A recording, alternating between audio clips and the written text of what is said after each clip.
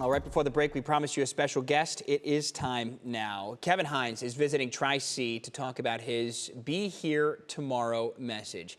You may have heard his name before. He has got quite a story to tell about hope, resilience, and living with mental health challenges. I want to send it right over to Danita in Studio B. Danita, I think we are all excited for this one. Oh, I am personally excited. Be Here Tomorrow. I love that. Kevin Hines, he is a storyteller, best-selling author, global public speaker, and award-winning documentary filmmaker.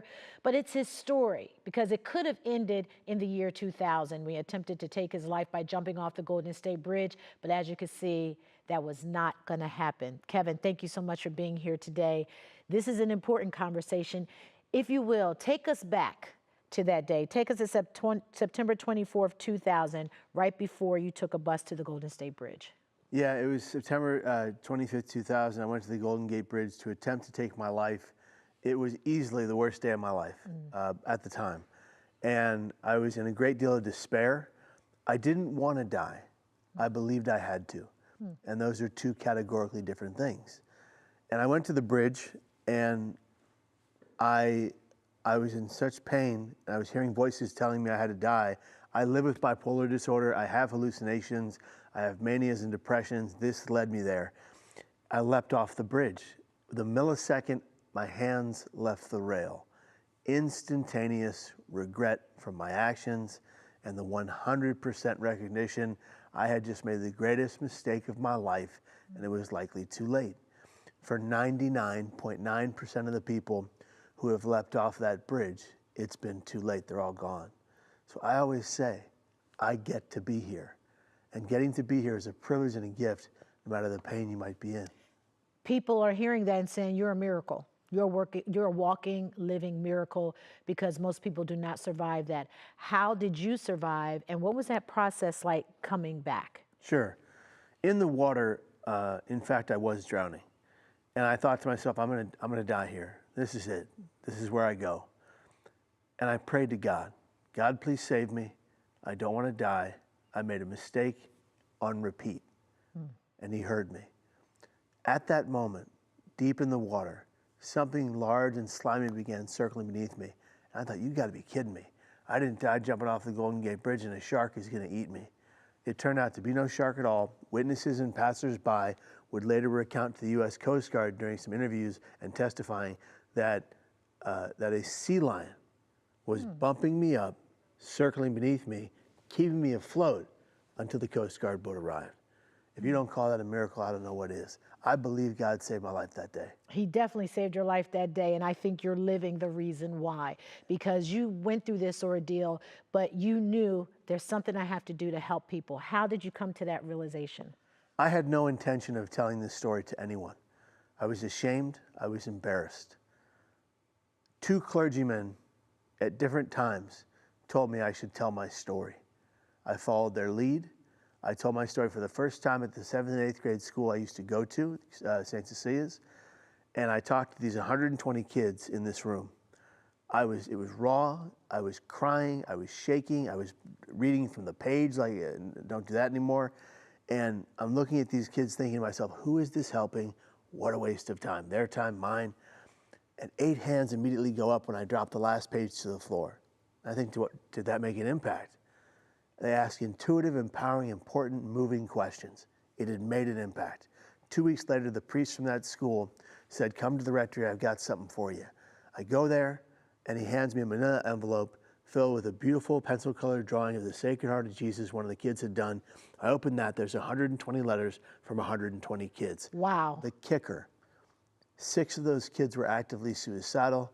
They wrote about it in their notes. They were saved because the letters were screened by the teachers. They're alive today. 2 of them are therapists. How did that make you feel? It made me feel like I had a purpose. And when my father read those 120 letters in one sitting, he sat with me and read those letters. He turned to me when he was done and he said, Kevin, we have to do this however, wherever, and whenever possible, and we cannot stop. And we haven't stopped. For 25 years, we've advocated for suicide prevention, brain and mental health, before a lot of people were. And my father, myself, my wife, and many other people have fought for the raising of the nets at the Golden Gate Bridge. They've been raised. We fought for 20 years. And As of 2024, 73% reduction in suicides at the most frequent spot for suicide in the world. As of 2025, 87% reduction of suicides at the Golden Gate Bridge for the first time in a near century. Wow, wow. Because of what happened to you and inside of you and what you're doing right now. Tell me about, you got a documentary, the book, and how did that all come about? Yeah, so written 5 books, made several documentaries. The new documentary we're working on right now is in post-production right now. We're editing it right now. It's called Death Bridge. It's a provocative title, but it's on purpose. It was a bridge of death for 87 years. It's only been a bridge of hope for 2. The film will show you the transition and how all of these great like-minded people got together and fought for so long to make real change. And the point of this is to be a catalyst for reduction of access to lethal means all over the world. My great friend Logan Paul is executive producing. So is Zach Williams, Robin Williams' son. Taylor Lautner of the Twilight film fame. And so we're working on this film together. Dan Martell is also producing. He's the SaaS King, the $100 million man. We're all getting together to create a film that's going to spread across space and time and absolutely save lives. Do you realize you're a person that's being used by God to save lives? I do, 100%. And you can debate that all you want. People sometimes do. That's their prerogative. This is mine. God saved my life that day. I've had faith in God my entire life. The only time I lost my faith was when I stood atop the Golden Gate Bridge looking down. My father is fond of saying it at baseball games with his buddies, Kevin found him on the way down. Yeah. When you talk to young people, because you're here, you're at Tri-C, you've been doing speaking, when you run into young people, what do you think it is about the mental health thing that really scares them? You know, I think we live in an over-connected society. I think that we don't want to blame social media because there's a lot of good about social media. It's how you use social media for good. My social media campaigns have been proven, scientifically proven, to change help-seeking behaviors, to help save lives, and help people reach crisis lifelines. If we can create media that gives back to community, that's educational, entertaining, humorous, and non-sensationalistic, and filled with hope, all of us collectively can create that kind of media to save lives and make a huge impact. So the young people going through it right now, keep going. Just because you're in a world of pain today doesn't mean you don't get to have that beautiful tomorrow, but you have to be here to get there in the first place. Hence the title of my catchphrase, Be Here Tomorrow.